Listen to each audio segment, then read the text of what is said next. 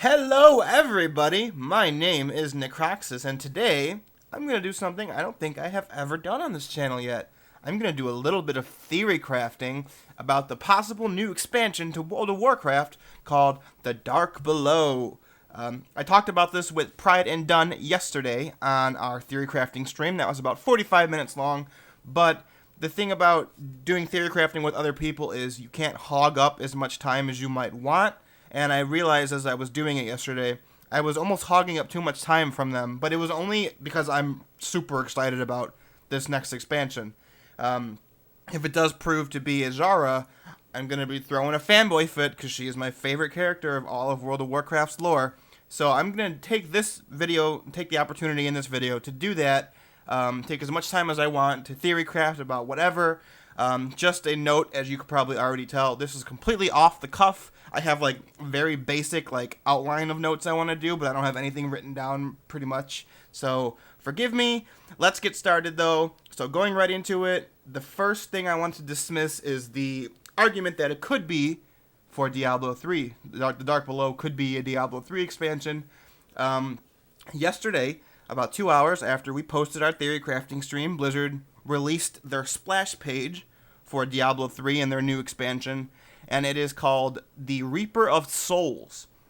So, with Diablo 3 being the Reaper of Souls, the Dark Below, based on its trademark, either had to be Diablo 3 or World of Warcraft, pretty much. So, therefore, that leaves the Dark Below probably being World of Warcraft. So, awesome. I can pretty much sufficiently say it would be a very good bet to say that the next expansion will be the Dark Below. So, let's begin. What do I think the Dark Below, or who do I think the Dark Below, his ultimate villain, is going to be? Obviously, like I said in the stream, it's going to be Azshara and Ny'alotha, the old god.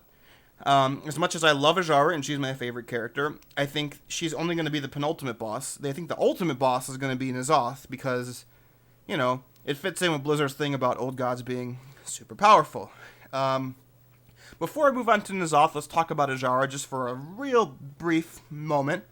I'm going to explain why she most certainly has enough power to be a final boss of an expansion.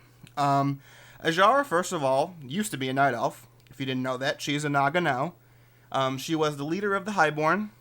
She basically ushered in the Burning Legion during the War of the Ancients, with some help from the Burning Legion, of course. She was extremely xenophobic, even amongst her own people, thought the Highborn were the best, they were better than all the other Night Elves.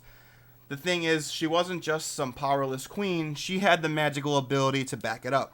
She was the most powerful arcane user on Azeroth. I believe she probably could still hold that title, even though she's changed into a Naga and other things have happened. For simplicity's sake, I'm just going to continue to call her the most powerful arcane user on Azeroth. Besides that, she was also extremely charismatic. She was very beautiful, which also helped her as a night elf. Pretty much all of her servants would do anything to get close to her. But that's really not important. What's really important is she is so god-awfully powerful that when the Legion was on Azeroth beginning to invade, the Pit Lord Manaroth got angry at Azshara for something, and he wanted to kill her for her insolence. And he realized she vastly outpowered him. The Pit Lord that corrupted all of the orcs, Manaroth, was vastly outpowered by Azshara. He said in his own mind that pretty much only Archimonde, Kil'jaeden, and Sargeras would be more powerful than her. But, of course, Sargeras is going to be more powerful than all of them. He was a Titan. He is a corrupted Titan, whatever you want to say. Of course, he'll be the strongest.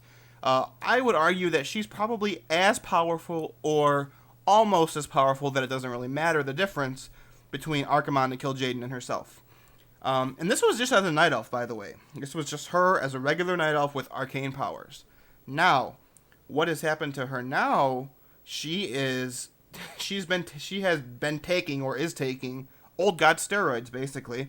That's how she became a night elf, or a Naga, excuse me. This is all, again, off the cuff, so I'm not going to edit it out, because I just want to, ramble, get my thoughts out, and you guys can all pick them apart, or say where I'm wrong, or say where I made mistakes, blah, blah, blah. So, after the War of the Ancients, she is in her capital city. It's sinking beneath the sea with her Highborn. They're all freaking out. Azshara, moments before the water reaches their head and they're about to drown, she hears this whisper in her mind, let the water of the well of eternity flow into you, you will not drown. She hears this whisper in the back of her head. She does so, and the waters, along with something else, turns her into a Naga. And she becomes a Naga. Now, none of this has been 100% confirmed, but it has been strongly hinted that the transformation into a Naga was a machination of an old god. And we can pretty much see, like I said yesterday, in Cataclysm, Azshara's forces are working with the old gods, intimately. They are working together. So I don't think it's a stretch to say the old god, some old god, made Azshara into a Naga. So we had the most powerful arcane sorceress on Azeroth as a night elf turned into a Naga with the powers of some old god steroids. That alone has probably increased her power somewhat, just by that fact. Next, she is camping, her capital underneath the sea of Ny'alotha is at least close enough to the remnants of the Well of Eternity at the bottom of the ocean that has probably given her power as well. For those of you who don't know, the Well of Eternity is a gigantic fount of magic. There are two comparable powers right now, the Well of Eternity on Hyjal and the Sunwell. Although I'm not sure if this is correct, but I believe they are not as strong as the original Well of Eternity before it blew up. But that is what the Maelstrom is. It is where the Well of Eternity used to be, the original one, when Azeroth was just one continent of Kalimdor. That's what it was called. The supercontinent was called Kalimdor. Now, there are still remnants of that Well of Eternity at the bottom of the ocean, and that is what fuels the Maelstrom. So that's where Azshara has been camping out. So we have that. We have the most powerful arcane sorceress on all of Azeroth, taking old god steroids, camping out near remnants of the Well of Eternity. And we know that the well was so powerful that it turned dark trolls into night elves, and basically enhanced their intellect, gave them magical powers, made them evolve. Azshara's been chilling down there for 10,000 years, folks. She most assuredly is powerful enough to be an expansion boss. But, like I said, I don't believe she'll be the final boss. I personally believe the final boss is going to be N'Zoth, the old god. Why do I think this, and why is N'Zoth so dangerous that he is by far worse than Cthulhu, Yogg-Saron, and Y'Saraj, probably put together? 1. N'Zoth was behind, or is strongly hinted to be, I don't remember if this is confirmed or not, it could be, strongly hinted to be the one who corrupted Deathwing. 1. 2. N'Zoth is the one who was strongly hinted to be the one who transformed Azshara. 3. N'Zoth is the one who is responsible for the Emerald Nightmare, which is ridiculously powerful in its own right. It was being run by Xavius, who was a satyr, but in the book Stormrage, which I personally would not recommend because I think it's the worst WoW book of all the books, but at the end, the Nightmare invades Azeroth. It's get pushed back. It finds out that the leader of the Nightmare is Xavius, but he's serving, quote, some other being. And it's N'Zoth. So there's that. N'Zoth is redonkulously powerful. He is probably, and I'm confident in arguing, he is the most dangerous old god we have ever faced if we face him in the next expansion. So that's N'Zoth. So that's Azshara and N'Zoth. They're two peas in a pod. They're buddies. They're going to be ridiculously powerful bosses. Now, I'm going to move on. Possible locations for the next expansion. I covered some of these yesterday, so I'm going to repeat a lot of them. But Blizzard doesn't even really have to make a lot of new locations. There are already places in the lore that they can use. If they want to go a route of having a Horde and Alliance place, they can do that really easily. Kul Tiras is an island nation who was once part of the Alliance of Lordaeron. It was run by Jaina Proudmoore's father before he was killed in the Frozen Throne expansion of Warcraft 3. Jaina could, at the end of Siege of Orgrimmar, if she disagrees with Varian's position of leaving after we've beaten Garrosh, she could be like, fuck you, Varian, fuck you, Alliance, I'm going back to Kul Tiras. I'm going to go find it. I'm going to fly my gigantic flying city of Dalaran out into the ocean looking for Kul Tiras. And I am going to take over Kul Tiras because I am the legitimate heir. There's a caveat there that there could be a brother who is the legitimate heir. but he was only mentioned in the RPG, which is considered non-canon, but it's possible Blizzard might make him an actual canonical thing. Regardless, I could see Jaina doing that, being like, fuck you guys, Varian, you're an idiot, you didn't listen to what I said, you're just repeating history, it's going to happen again, it's going to be your fault. Peace out, Alliance, I'm going to Kul Tiras. The Horde could do the exact same thing with Kazan, which was the Goblin capital. It's an island. It also has the location of Undermine, which is the actual capital. It's like this vast underground network of things on the island. When in Cataclysm, when you do the Goblin starting zone, the part of the island that gets destroyed is not all of Kazan. It's that one little part. And Blizzard is already on record saying they want to go back to Kazan. That's a perfect opportunity. Right there, we have 2 zones already. Kazan, Kul Tiras. We also have Zandalar. I know people get sick of the Zandalari trolls. Personally, I cannot stand trolls, really, as a thing. Trolls and elves are probably the things that I hate the most in fantasy. But it makes logical lore sense. We know that Zandalar is sinking. It's not sunk yet. We can go there. It could be the last hurrah of the Zandalari. They got beaten in Vanilla. They got beaten in Cataclysm. They got beaten in Wrath. They got beaten in Mist of Pandaria. This could be their last hurrah. We finally take the fight to them on Zandalar while it's sinking. We go fight Rastakhan, which is their king, and Provinzul. That could be another area. So that's 3 right there. 4th, we could have the island of Tel Abymm, which we don't know like anything about except that bananas come from there. So take that as you will. 5, the Tomb of Sargeras. This has been a thing multiple times in the lore. It is where Gul'dan abandoned the Horde in the Second War to go find. It is where Illidan went during Frozen Throne to get the Eye of Sargeras. By all accounts, it has not sunk. The Tomb of Sargeras, the actual tomb, did sink. But the island with the tomb, to all of our knowledge thus far, is still wherever it was. In Frozen Throne, you play, this is during the Night Elf campaign, you play as Maiev, you go through there, the tomb sinks, but the island does not. So, who knows, that could be another place.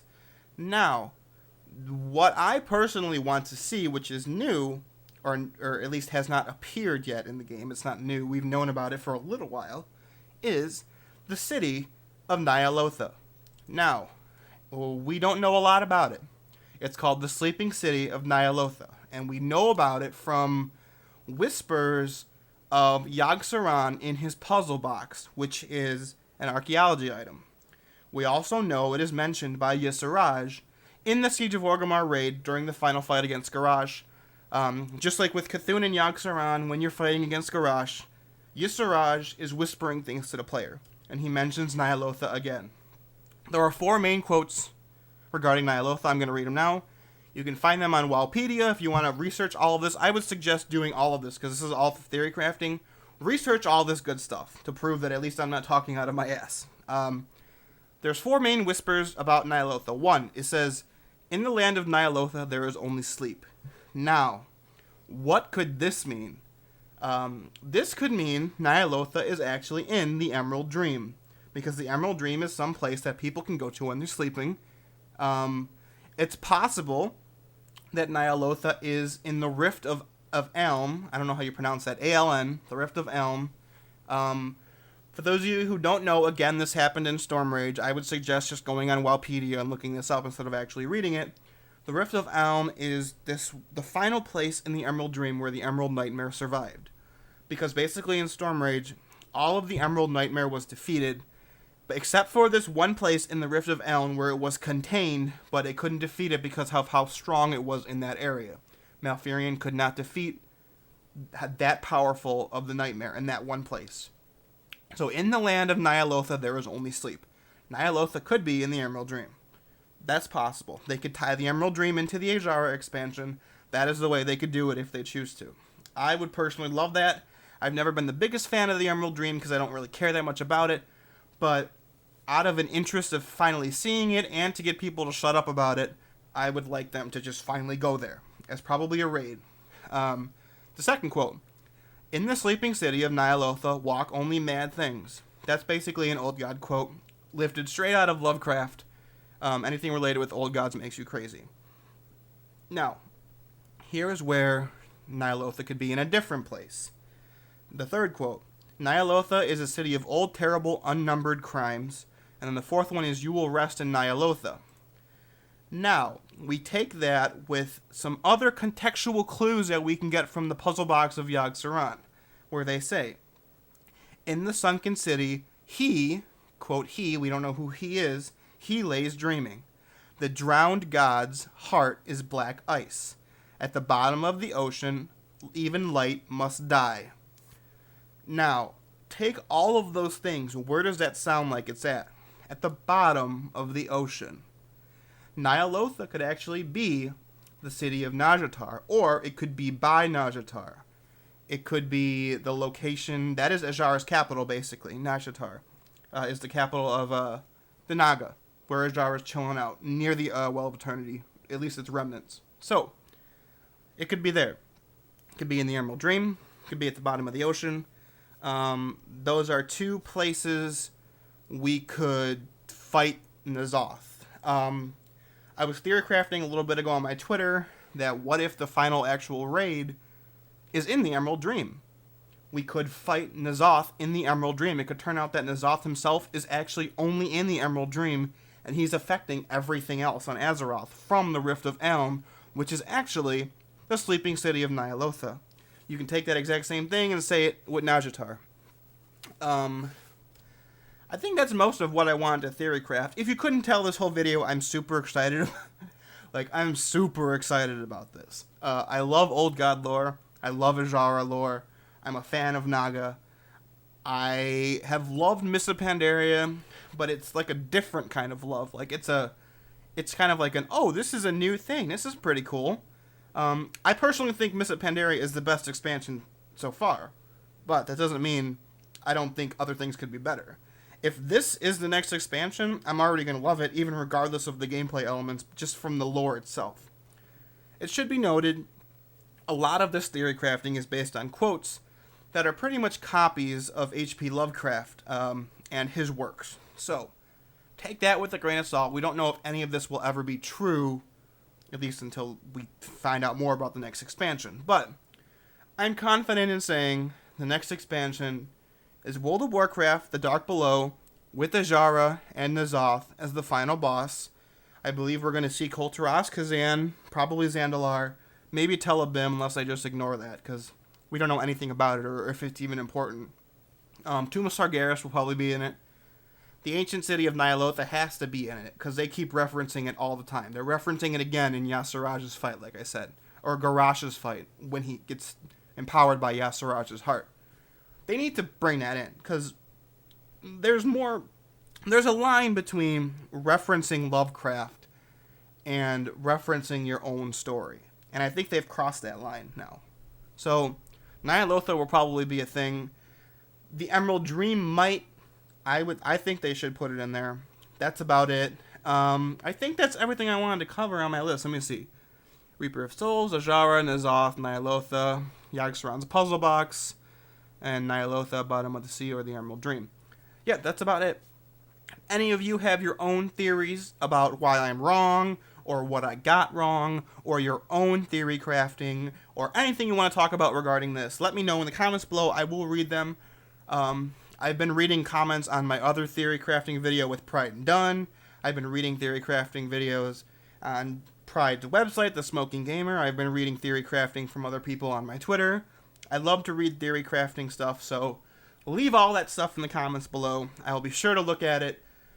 Please forgive this video, this audio, if it's a mess. Like I said, I'm talking off the cuff in one take with my notes in front of me. My hand gestures are very animated right now, guys. You can't see it, but it's like my hands are waving everywhere when I've been speaking. Thanks for listening to my ramblings, everybody. Thanks for listening to my channel as usual. Please like, favorite, subscribe if you like this video and my content. Share it with people you might think would like the story. If they don't, and you know they want to learn more, send them my way. I will be eternally grateful. I will try to bring you more information about the next expansion. That's when I first made my channel, that was like my primary goal. I'm going to tell people about the lore of the next expansion as much as I possibly can. So now we're getting into it, folks. I've been doing other stuff with Cataclysm and Mop and old quest lines and character videos. I'm going to keep doing all of that stuff. But my first primary goal when I made this channel, like I said, next expansion lore. That'll be extensively covered on this channel. So, make sure to subscribe if you haven't to keep up to date and informed. Other than that, thanks for listening again, everybody. My name is Necroxis. I don't remember if I ever introduced myself at the beginning. I always forget, whatever. But I hope to see you guys next time for when we explore more of the Dark Below lore, because there most assuredly is more lore to explore in this regard, and I hope you guys do that with me. Thanks, everybody. Farewell.